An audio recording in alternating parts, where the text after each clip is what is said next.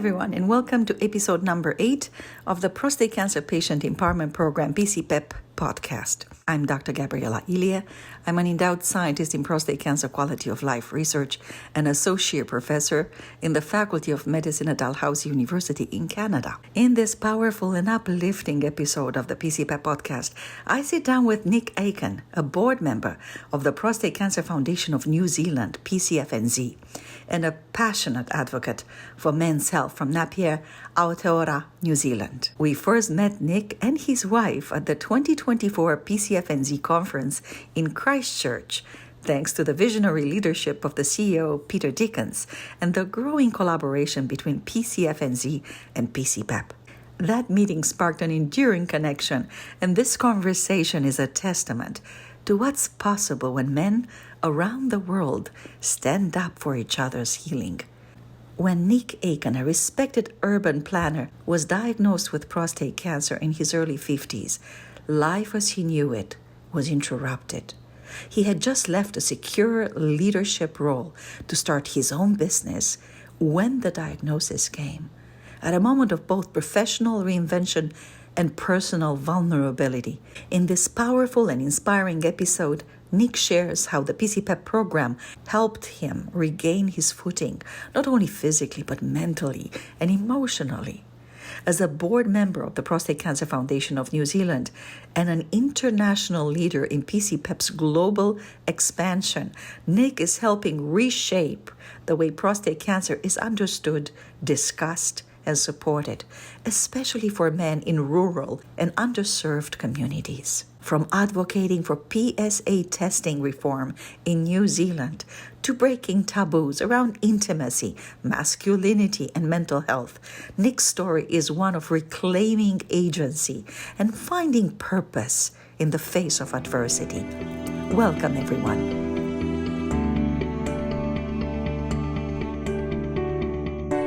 Nick, thank you so much for agreeing to do this podcast with me. You've been with us with the program for a long time, and your wisdom inspires me. I've learned so much from you. Thank you. Well, thank you. It's been a really valuable time being part of the program. I've learned a lot, found it incredibly valuable to me and to my wife. Getting through what was perhaps the most difficult period of my life, really. So it's been great. Very, very grateful to the program and to you and Rob as well. Thank you. So you're from New Zealand. You live in New Zealand. Whereabouts do you live? I live in a smallish city called Napier. There's actually two cities here that are next to each other. They call them the Twin Cities. There's about 150, 180,000 people. It's on the east coast of the North Island. So this is the sort of the warmest, driest part of the country. It's where a lot of the wine comes from and the fruit and bits and pieces like that. The city itself was destroyed in 1931 by a major earthquake. I think there was only one building left in the central city. So the entire city was destroyed and they rebuilt the whole thing in Art Deco, or mostly in Art Deco. So it's considered the Art Deco capital of the world. So it's actually quite a nice place. We get a lot of tourists here, a lot of cruise ships. Just maybe a little bit not what you expect, but no, it's lovely. We really like it here. That's beautiful. Let's start by if you don't mind me asking you, how did it all happen for you? Where were you? What was happening in your life at the time that you got the diagnosis? How did you find out? And what was that like for you and your wife? Well, it was, I'm sure it's quite challenging for everyone. It was challenging for us because I had just left my previous job. So until the middle of 2021, I had quite a high profile job in my profession. So I'm an urban planner, urban designer. So I was the country lead the technical lead for the country for the company I worked for, which is funnily enough, a Canadian company called WSP. So I had a really good job. Those are everywhere. Those Canucks are everywhere, yes, Nick. I know, can't escape. But it was great, but I sort of reached the point in my life where I was spending more time managing things than doing what I love doing. So I decided to take a break and go and work for myself. So unfortunately for me, when I got diagnosed. It was 8 months after leaving the secure job I'd had for 16 years and just been really, 6 or 7 months, 8 months out working for myself. So it was quite poor timing in terms of financial security. And the last thing you want when you're just starting up your own business is to get really ill. And I guess I'd noticed a couple of changes sort of through that 6 months, but I didn't really think too much of them. And it was really at Christmas at the end of 2021 when I went away to stay with my wife's family for Christmas that I noticed I was having to get up in the night to go for a pee, and I was having a lot of trouble going. So, and that was it. And the only reason I recognised that was because a few years before I'd been across to Australia on a holiday, and over there they had this thing called a pee ball, which is like this little ball, and the idea is you put it into a urinal or urinal and you pee on it. And if your stream's good, it's supposed to dissolve the ball, and if it's bad, it isn't. So it was put out by the Australian Prostate Cancer Society, I think it is, as a bit of a game, but to get guys to think about some symptoms. So very grateful to that little thing that I picked up in a chemist shop that I was dragged into by my 2 teenage daughters. A very fortuitous thing that they pulled me in. But yes, I had just gone out on my own, really bad timing, very, very stressful for my wife and I. And a real shock too. We certainly hadn't expected that. Yeah, you were also a young man at the time. You still are a young man, but you were younger than 50 years young. Did I get that right? I was 50. Well, I would have been still 51, just coming up towards 52. Oh, yeah. That's young. That's young. Exactly. Yeah, a lot of people said that to me. Oh, you're too young for this, and yeah. And it's funny because I was we're doing podcasts and talking to various men lately. I've been interviewing a lot of young men because for the longest time we thought that, prostate cancer, it's an old man's disease, but that's just not the case, Nick. More and more younger men get prostate cancer. And there's this whole idea of, how do we find out, what is it I should look for? Is there anything I'm eating? Am I sitting too much? Am I too stressed? I mean, what are some of those modifiable factors that perhaps, and if I see any of them, there could be a red flag. Let me go and, get a PSA check so I could know. It is no longer, I guess what I'm trying to say is no longer an old man's disease.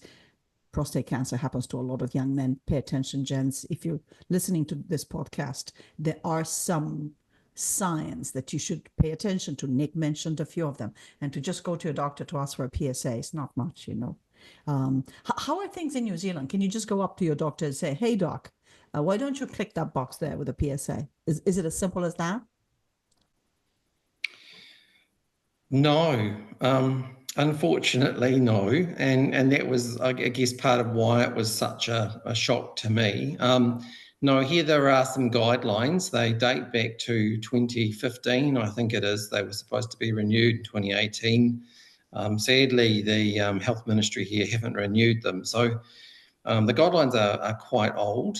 They talk about familial risk.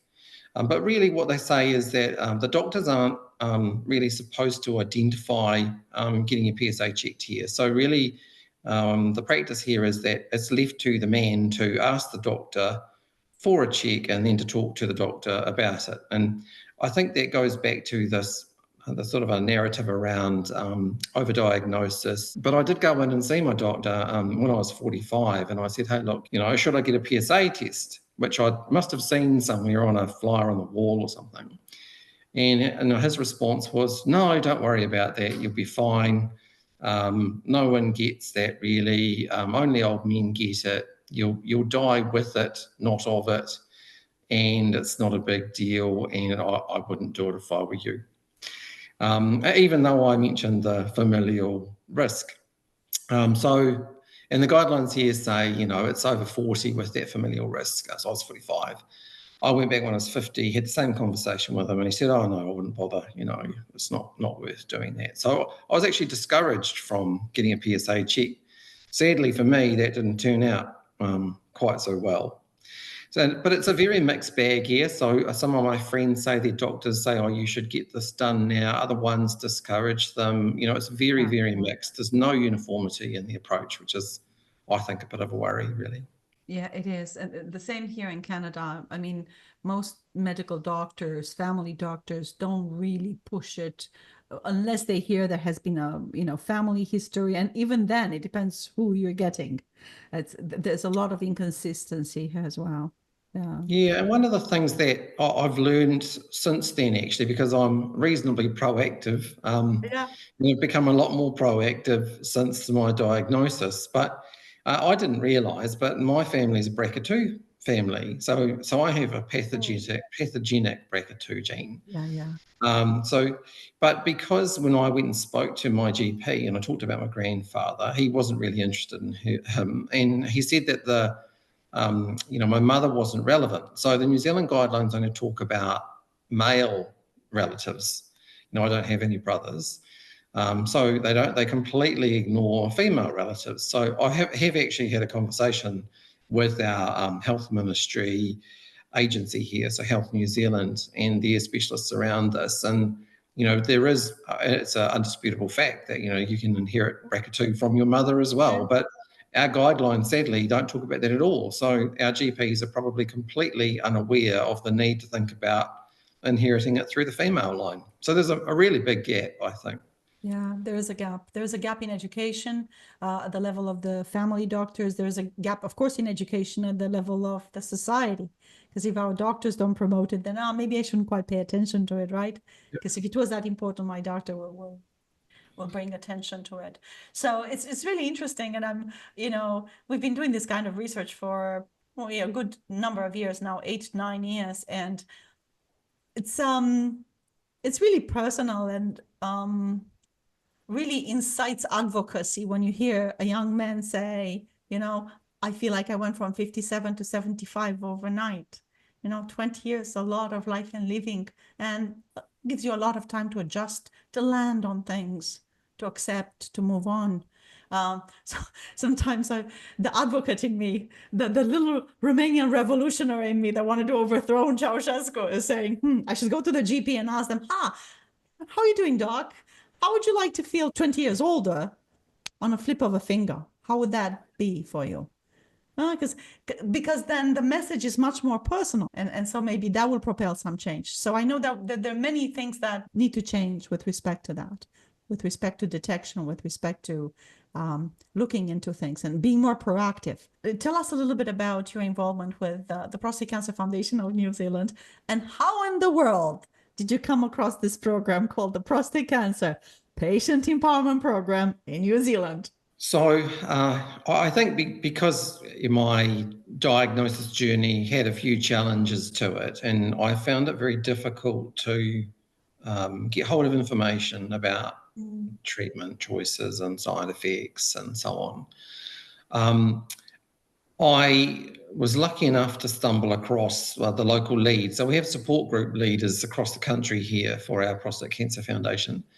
And I stumbled across him and gave him a ring and had a bit of a chat with him about some things. So he gave me some information that was very valuable. Unfortunately, it was inconsistent with what I'd been told. But what it meant that it started me down a path of really asking a lot of questions to try and find out as much as I could about where things were likely to go for me and maybe what treatment I should think about, side effects and so on and so on. And the Prostate Cancer Foundation was one of the agencies, really probably the best or only agency that's really available here to go to and ask those questions and get information.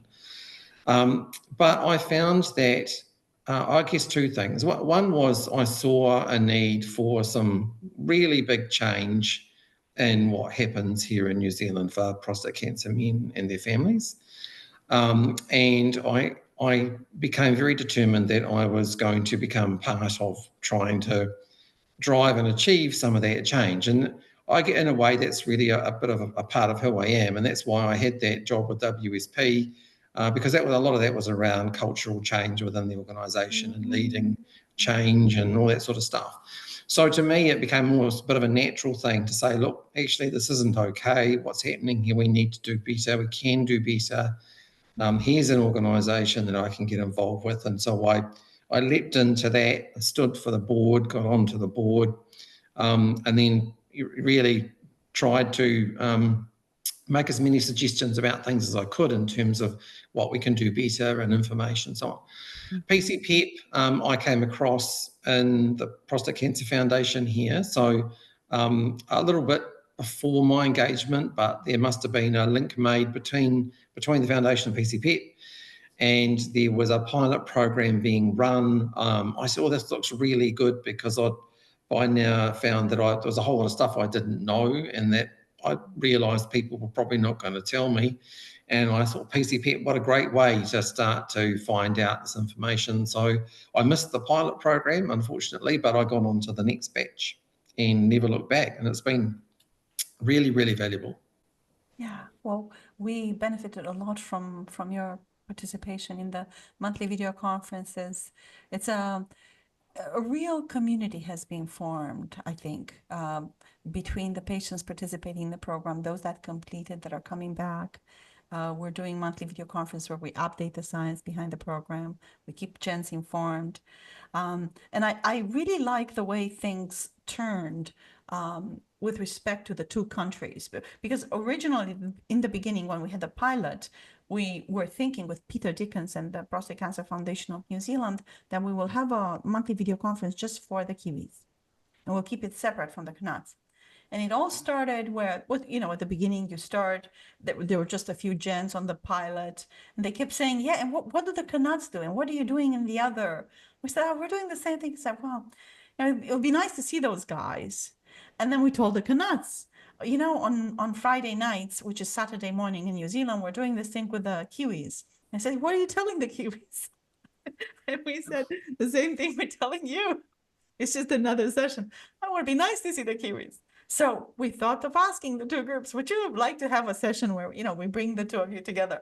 And that was that. Ever since, they wanted to just have one session with the Canucks and the Kiwis. I think at the end of the day, we're so much more alike than different. Oh, absolutely. And as you were saying that, I was thinking, no, look, it's so good being able to have the people from all over the different parts of the world, the Canucks, the English, the Australians, I think are on there, the people from the USA. So I think it's good. I haven't come across them yet, but I think, yeah, absolutely, because one of the things I've really found is that once men have had this diagnosis and they end up, going out to support groups or out for a coffee or talking on PC-PEP through Zoom, is this sort of camaraderie, or almost like a brotherhood type thing. We hear a lot about the sisterhood. It's a bit like the brotherhood, where there's this ability to connect and understand and relate to what's happening for the other people. The challenges that you go through, the medications you go on. They might have a different name, but you understand what they are. And it's really nice to be able to talk to people who understand some of those challenges, and also to hear what they've done to help overcome the challenges. And you learn so much. So it helps you feel better about yourself, or for me, it made me feel better about myself, understanding it wasn't just me. Other men felt the same way, had some other challenges, and that they were finding ways to do things about those. And so you would take that on board and go away and try it. And some worked and some didn't. So I think really, really invaluable. And the bigger the pool, as long as you can cope with the size, is the better, I think. I agree. I think it's nothing short of wonderful what we achieved in terms of staying very grounded, all of us. It really feels like we're just a bunch of good friends. I mean, here we are, even before doing this podcast, we can't wait for you to visit Canada. It feels so, it feels like we've developed very strong relationships. And I think because we're so honest with each other, so vulnerable, we talk about urinary incontinence, we talk about symptoms that are, could be very private to people. We talk about sexuality, we talk about intimacy, we talk about how, we feel when things are not going our way, when there's a little bit of despair, a little bit of anxiety and frustration, and that are very normal. And how do we overcome them? so that we can feel better every day, so that we can be the best version of ourselves, for ourselves and for the people in our lives. And I'm, as a scientist, I'm actually so deeply grateful, but also very surprised. I never thought that you could accomplish something like this in a group of so many men from so many places all over the world, where, I feel that we respect each other a lot. In those, we never had, any, weird situation when somebody says something that is, inappropriate, or everybody's very nice, very decent, very kind, very understanding, very reassuring. Yeah, absolutely. They definitely are. And I think it's an invaluable thing. I think it's really hard to understand how valuable it is until you've been a part of that. As I was just thinking, as you were saying that, the difference between that and, say, a work or a group of friends, you could go out with a group of friends and say you've been getting headaches, or go into work and say you've got a sore knee, but you wouldn't go into work and talk about having erectile dysfunction. But at home, or you might be really suffering from that. That might be a real stress factor for a lot of men, and I know it is, because we all talk about it. And this is a place where you can go and talk about the stuff, and it's fine. And whether it's on the PC-PEP Zooms, or even in our support group, cups of coffee down at the local cafe, that's what the guys talk about, because all of a sudden the taboo is no longer taboo. And I think if you're really struggling with some of those side effects that you just can't really talk about with other people, or you don't want to talk about it with your wife, maybe, although that would be sad if you couldn't. But I just think it's really, really, it's so valuable. It really is. And it makes a huge difference in being able to get through it. Yeah. Tell us a little bit about your experience with the program, how it started. At what point did some of this information started to hit home, and you thought, maybe I should give this a try? Or so what are some of the things that work for you? What are some of the things that perhaps didn't work for you? And what made you stay, Nick? What made you commit so much of your time, your energy, and your love? Because you're very kind to people. You support you in the breakout rooms. You always have a good word of compassion. You share from the heart. You're an invaluable member of the program. You're also a lead for young men internationally for the program. So tell us a little bit about how did the program roll for you? And I think initially there was probably two things that really stuck out for me. So one was the access to information that I was finding it hard to find. So I found it when I went to an oncologist, they'll just tell you about some medication. You go and see a urologist and they'll just tell you about a bit of mechanics, as I'd call it. You go and see a radiotherapist, they might talk about a little bit of radiotherapy. Very difficult to join the dots between the specialists. And often, erectile dysfunction, as an example, I'd ask all three of them, what do I do about that? They're like, oh, that's not my job. I don't do that. All three. And so I was kind of left with this, well, who do I ask then? Where do I go? And so there seemed to be really, really big gaps. And so for me with PC-PEP, one of the key first things was, here's a program, here's something where it's a much more holistic approach, where they're giving you some of that information you might get from those specialists, but there's a whole lot of other stuff. Those specialists, none of them talk to me about diet. None of them talk to me about, believe it or not, about Kegels. None of them really talk to me about any of those sorts of things. So it really enabled me to see, get some reinforcement around some of the things that they had told me, but also to fill in the gaps between those disciplines, and to start to look at the whole thing in a more holistic way. The other thing I think that I really liked about PC-PEP that kept me engaged in the program, so the daily videos I thought were great. They're just wonderful. Yourself and Rob are just amazing in those. The videos really, in a way, sell the program because it's so engaging, and there's a real sense that, as you said before, of compassion and care. And I did find some of the specialists I saw just didn't really seem to care at all. It was very transactional. you get 15 minutes or 30 minutes, they'll give you a couple of facts and you're out the door and you don't see them for 3 months. And it's kind of like, you walk out and you're like, what do I do now? My life's been turned upside down. Whereas with you and Rob and the program, it was every day. There was a touch point. There was something upbeat and reassuring and engaging. And it just, to me, it made me feel a lot more supported and a bit more valued. It seems odd that, through a computer screen gives you a sense of being more valued than actually going and sitting in a room with a doctor. But that's kind of what it did. So it was good. And so it really just kept me engaged. There were a couple of things in the program I struggled with. I struggled with the monitor. I found that hard to use, and I used to get stressed trying to do it. So it actually had a counter effect, and I actually gave up on that in the end. And just took time out and relaxed instead. But most of it I did. Kegels I was already doing before. I'd found out about that by myself. Already doing that, but it was good to see the exercises on there because it helped me when I'd forgotten something, and to go back and do a bit more physical exercises. I'm a bit younger, so the bands didn't work so well for me, but I joined the gym. I go to the gym 5 days a week. I weigh less now than I did when I got diagnosed. Oh, so good. On ADT. So that's all good. So all of that diet, massive diet changes. Yeah, it's great. What would you say to people that just get diagnosed in New Zealand? They get a prostate cancer diagnosis. What would you say to them? I would say that it's really, for me, the key lesson was not to sort of sit back and let that diagnosis determine the rest of your life, really.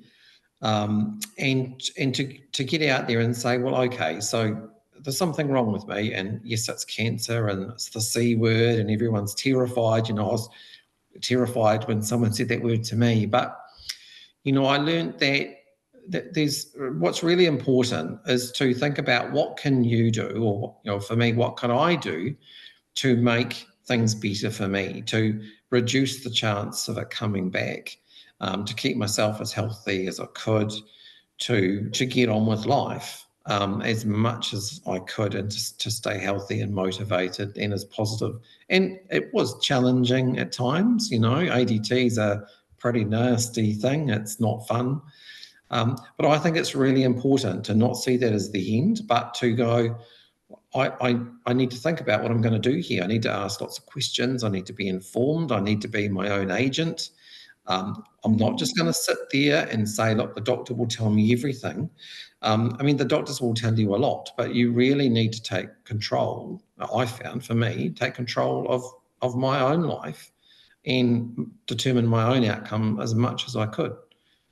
And that made a huge difference to me, because I went from feeling quite powerless and having, something happen to me, to feeling a lot more empowered and thinking, well, at least I can do the best I can, and I can have, the best life going forward that I can. Yeah. I'm so happy that you said that. It is about empowerment. It's about agency. It's about identify the things that you can control. Yeah, I think so. And I think the other thing too, when you go into that, those first few meetings with the doctor, when you have your PSA and it's up, and you have your MRI or your PSMA and your biopsy, a lot of your focus, a lot of the doctor's focus is really on survival. What treatment do I need? How can I not die? And that's obviously really important. Yeah. But I think often what gets overshadowed is, what sort of a life am I going to have going forward? And that's really important, because your treatment's only going to be, a month or two. The rest of your life might be 10 years, 20 years, 30 years, whatever it might be. That's a long time. Yeah. And so part of the thinking about your diagnosis and what you do and your outlook really needs to be about your life after treatment, I think. And I'm not sure that that's always the focus of the specialist. So as a man and as the partner of a man going through prostate cancer, I think that's a really key thing to not lose sight of, and really try and focus on, keep a bit of your mind free for that too, as well as just, your first instinct is, how can I survive? But I think you kind of need to add in that, what's my life going to be like afterwards? How can I make it as good as it can be?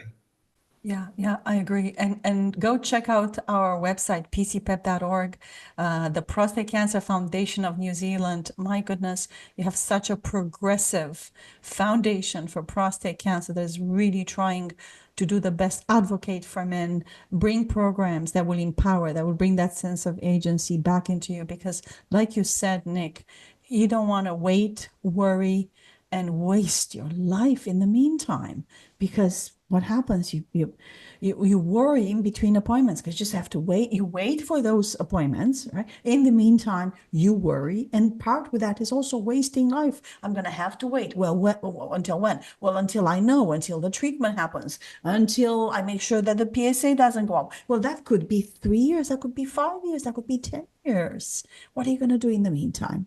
And there are ways, and the program that we established really tries to bring the power back into those diagnosed, and make you feel that you're not alone, that there are some things that you can do that will help you decrease inflammation, that will help. You will work alongside with the medical system. You will bring, but through the things that you do, you bridge this gap that you identified, Nick, and you're talking. There's a gap between what's happening with the person, what you're going through, and what the medical system has to offer. The treatment is there, but they won't take care of the whole person. And that's what we're noticing, that people wait, worry, waste in the meantime, in the interim. And to change direction on that, it's quite a job, especially when you just got the big C diagnosis. You don't have to be alone. Yeah, absolutely. And I used the analogy the other day on the Zoom call of a car, and I mean, I know nothing about cars. I barely even fill the oil up if I need to. But to me, it is. I now look at my body really as a bit like a machine, just like I look at a car. And if you want your car to keep running, you've got to service it. And you need to look at all the parts that need servicing, not just one or two. So you really need to look at the whole thing holistically and make sure you are keeping your body as serviced and as maintained as you can going forward. And if there are gaps in there, if you take your car into a garage and it's a computer fault, well, they're not going to fix it. Well, that doesn't mean you just give up. You go and find someone else to do that. So it's the same I find with my body. If a urologist can't fix it, I'll go like diet, for example. They don't seem to be interested in diet. And so I learned from PC-PEP, it's really important. So I was like, okay, what am I going to do? So I made a real effort, and it was an effort actually. I went and found a cancer dietitian and then talked to her about prostate cancer. And she's like, no one's asked me about prostate cancer before. She said, we do all sorts of other cancers, but not prostate. So we've had a few meetings now, and she's like, it's great when you come in because I learned so much from you, she says to me.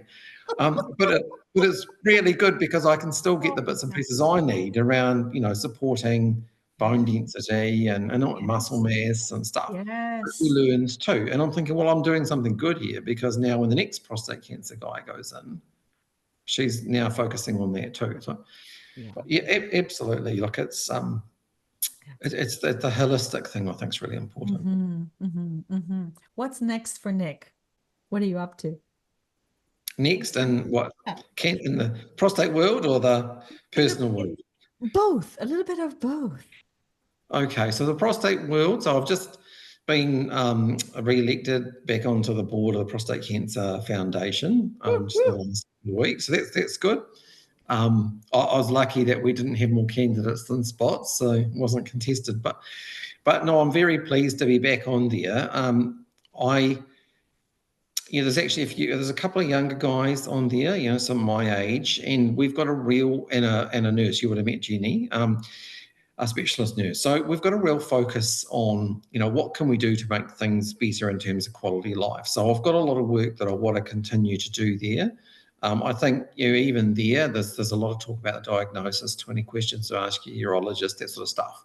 But I think, after that diagnosis, the rest of your life is such a key thing. So I've got a couple of projects in mind that I want to put in place. I started some of them in my last term and I want to carry those on. And I'm quite engaged. I'm running a mini conference here with a support group leader for prostate cancer men where I live. So we've got about 100 or so people coming to that. We've got a series of specialists coming along to talk to them. We're trying to get as many GPs along as we could because we're trying to increase their awareness of what's going on and the impacts on men so that they can help the men, because you end up back with your GP and they don't really seem to understand stuff from what I can see. So we're really trying to be as proactive as we can. And I'm really keen to do as much of that as I can. Personally, so it's today here in New Zealand, it's Thursday morning. On Saturday, I'm driving to Auckland, and on the next day, jumping on a plane. So my wife and I are off to Europe. We were thinking about going to Canada, but next year I'm hoping. Yeah, it didn't work in terms of a stopover for us this time. So we're off to Germany, Poland, the Baltic states, and Finland. For us, it's a trip that's been deferred for the last few years. Because of the whole cancer situation, really. So it's marking the end of my time on ADT and AAT. So the way I'm seeing it is a bit of a milestone and a bit of a transitional phase. So, before this trip was the 3 years of cancer treatment, and after this trip is the rest of my life. So, and also I'm using this as a bit of a transition point or a threshold to cross over and then go into, the rest of my life and put that behind me. So happy to hear that. And I'm happy that you are capitalizing on different forms of intimacy, and that includes travel, that includes recreational, that includes creative. There are so many things that feel our soul and give us this sensation of having our emotional needs met, that we live a life with purpose, that we recognize ourselves in others, that we love more fully, that we give. Yeah, actually, and that is one of the things I really like about the PC-PEP program, actually, is it talks a lot about, intimacy and the different types of intimacy. And it was interesting because as I was looking at those questions and doing the weekly questionnaires, I was thinking, I already do a lot of this, but I was thinking, well, maybe some people don't. And I thought, but it's also incredibly valuable, whether it's cooking together. I don't particularly like cooking, and neither does my wife, but we do it together, and it's a lot more fun. So good. Picking up the cat and giving the cat a cuddle. My cat turned up just before I got diagnosed. So I think it was sent to me for that purpose. But I think it's all really, really important, I think, the intimacy, because the most important person really when you've had a diagnosis is your partner. So if you've got one, so being able to do that, I think it's really key. And if you don't, I think to be intimate with yourself, and intimacy in terms of just yourself. So having compassion for yourself and giving yourself a bit of a break when you need it. I think it's really, really important. And I do really like that part of PC-PEP, because I think sometimes, I'm not sure about how it is in Canada, but, us males, sometimes we try to be a bit too stoic, and, we're quite unforgiving on ourselves, and, just toughen up and chin up, get out there and do the job, but sometimes we actually do need to give ourselves a bit of a break, really. Yeah, the same here in Canada. And I think it's part of the socialization, how we socialize men versus women, and, be the tough, you're the tough man, you're the, rather than really getting deeply in touch both with our emotions and our emotional intellect that allows us to stay more connected and love. Because at the end of the day, really, and it doesn't matter which literature of the planet you read, but it all says that we all want the same thing. We want to feel connected, and we want to be able to love and be loved. And it is, I love in Dunedin, their university there, Nick. When we were there 3 years ago, I remember there was a plaque on the university that said, "Where the love of men is, so is healing." I took a picture of that, and for the longest time I had that as my profile on Facebook, because I thought, what a beautiful and truthful thing to say. You can't have healing where the love of men is not. So where the love of men is, so is healing. I'll have to go and have it. It's actually where I originally am from, Dunedin, and I haven't seen that. Next time I'm down there, it's a wee way away from here, but I'll have to go and have a look. But yeah, that's a good saying. Yeah. Well, on that note, thank you so much for being willing to talk to me today. Really, I appreciate you making the PC-PEP program more aware in New Zealand. And I'm hoping that men listening to this program will be more inclined to reach out to the Prostate Cancer Foundation of New Zealand. The program is free for all men in New Zealand. It doesn't matter where you are, in the north, in the south, in the east of the country, Maori men, non-Maori men. You're all welcome, and we welcome you to the program. There are many Kiwis in the program. There are many Canucks, and we all share the same value, and that is, how can we see your interests as our own, recognize ourselves in you, and heal together with a word of compassion, humility, laughter. We laugh a lot, and understanding and desire to really do good. Not only for the perception of good, but do good, really do good. So thank you. No, thank you. Thank you very much, and for the opportunity to talk to you about this. And it just, I guess that reminds me of the need that's out there for me and others like me here to really push the program in New Zealand as well, because I don't think enough people are aware of it. And when we do go and have a cup of coffee with them, we talk about it, they're like, oh, that sounds great. I want to join that. But and I think there are probably hundreds. In fact, I'd say there are definitely hundreds of men here who would love to be on PC-PEP, maybe probably thousands, to be honest, who just aren't aware. That is one of the challenges we have, I think, in prostate cancer, is the awareness isn't that great. You know, we don't have. I look at women, and I really envy women in many ways. You know, around I guess it's like the sisterhood, the sort of collegiality that you've got when you look at things like breast cancer. You know, I mentioned my mother had breast cancer, but all my sisters as well. So they've all got the gene, cousins, aunts.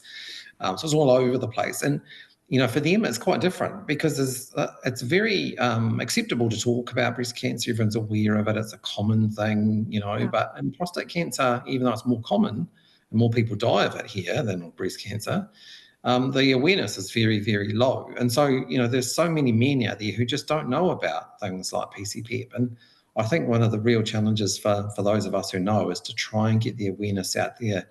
We owe it really to those guys to make them aware of these excellent tools like PC-PEP so they have the chance to improve things for themselves.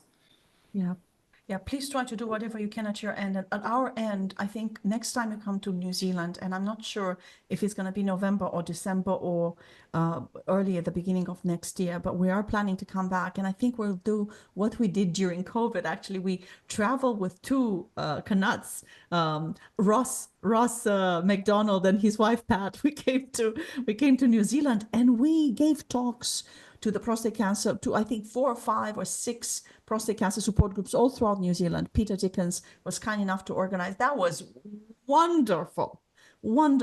So we ought to do that again. And we had such an uptake of men, again, awareness, right?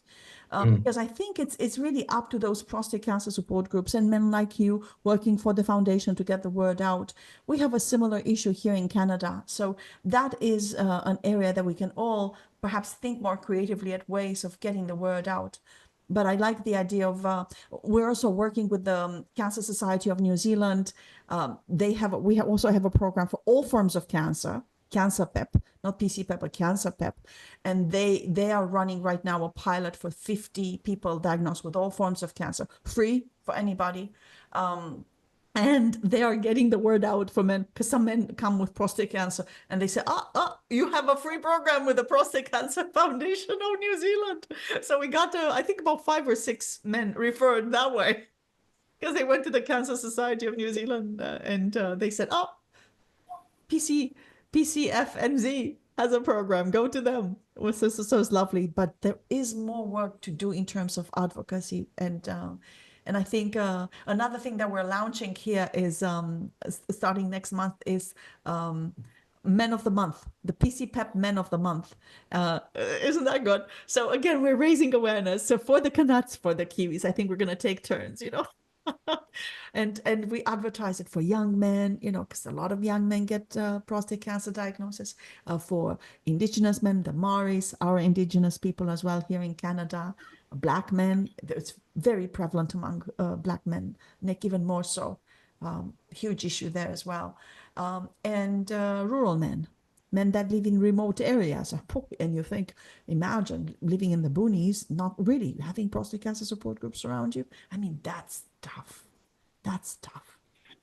Yeah, I really like that idea. I think it's good. I think it's one of the challenges. I think it's a bit like that the breast cancer example is the normalization of prostate cancer. That I think with less awareness of it, how common it is, it's less normal. So that makes men, I think, less keen to talk about it. The side effects are embarrassing, so incontinence or erectile dysfunction. I mean, erectile dysfunction is a taboo subject. You can't talk about that if you're a man because, that's a terrible thing, really.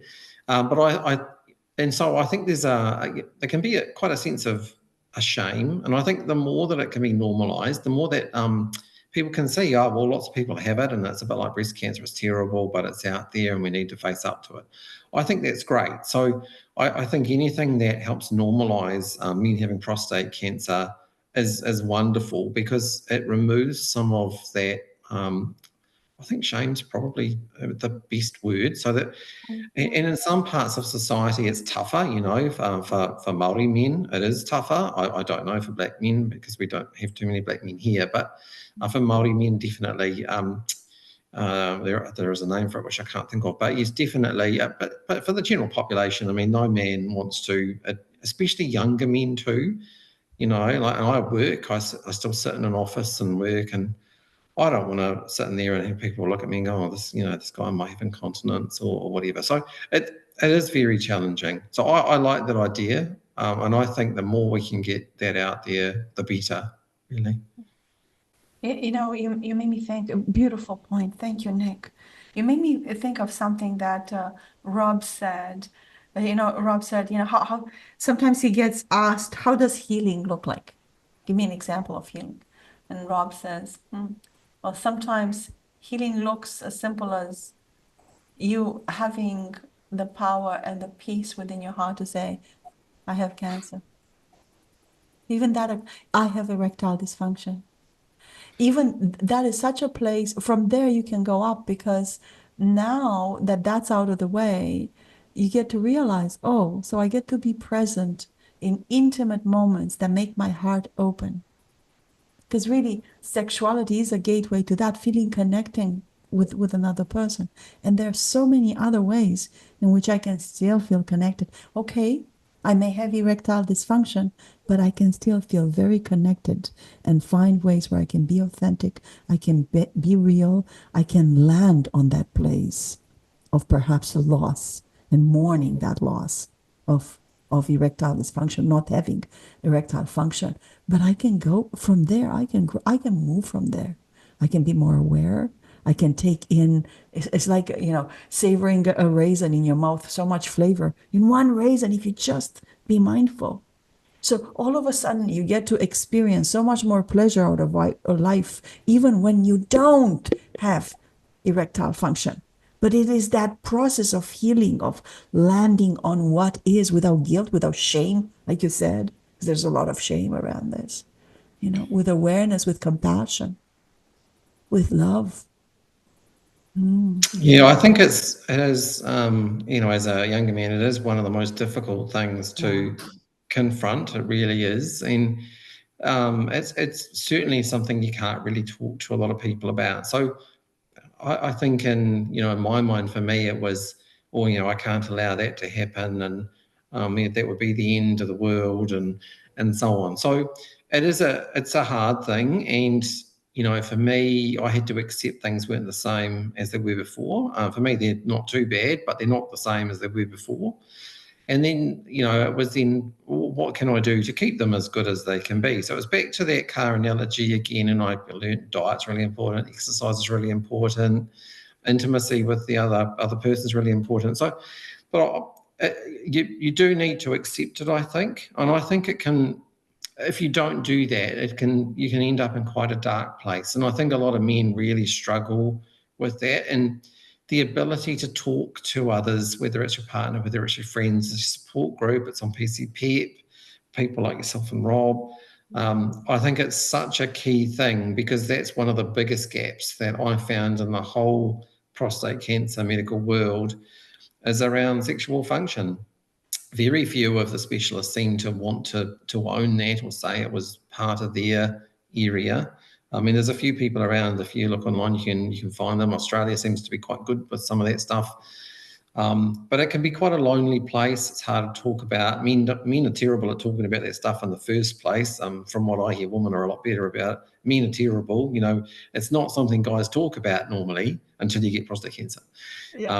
But it's so important, I think, mentally to sort of front up to that challenge, and then find, just accept what it is. Do the best you can in terms of keeping it as good as it can be. But there is definitely a life. I was going to say a life beyond erection. I can still get an erection, so I can't say what it's like to not get one and say there's a life beyond it. But there's a life beyond the changes and what you can have, definitely. And it's important to know that. Adaptation is key. Absolutely. For the longest time, I taught psychology at the University of Toronto, and the people that age most graciously, most happily, most fulfilled are those that adapt. Okay, so my knees are not as good as they used to be. I can't jump every, 2 steps at a time. I'm just going to go 1 step at a time. And I'm just going to take a pause on the 5th. No problem, I'm just going to look around. Oh, look at those roses. I had no idea that people had flowers on their balconies before. Interesting. Adaptation is key. Absolutely. I think it's really important. Yeah. Thank you so much, Nick. It's been wonderful. Have a wonderful trip to Europe.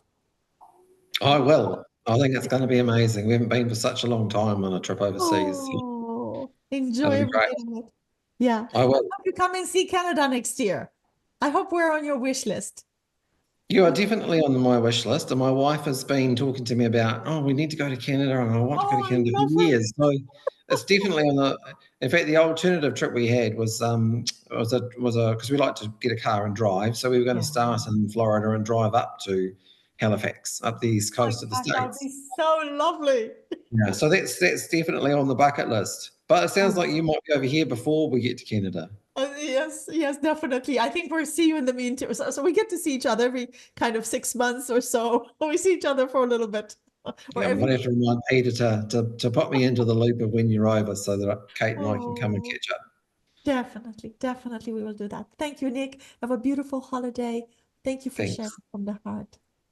Really appreciate it. Thank you, and thank you for everything that you and Rob do, Gabriela. It's just such an incredible resource what you've put together. And speaking for myself as a man with prostate cancer, I'm just so incredibly grateful to the work that the two of you have done, and the rest of the PC-PEP team, and the university too, for making it all possible. Because there's a huge gap, and I think PC-PEP helps fill quite a big chunk of that. Until next time. Yeah. And this concludes episode number 8 of our podcast. For more information about PC-PEP, please visit pcpep.org or pcpep.org/NZ. For the PCFNZ website, please visit prostate.org.NZ. For all other forms of cancer, please visit cancerpep.com. For a free version of the Cancer PEP program in New Zealand, go to www.southerncancer.org.nz/cancer-PEP. Thank you so much for listening. Until next time, be well and take care of yourselves.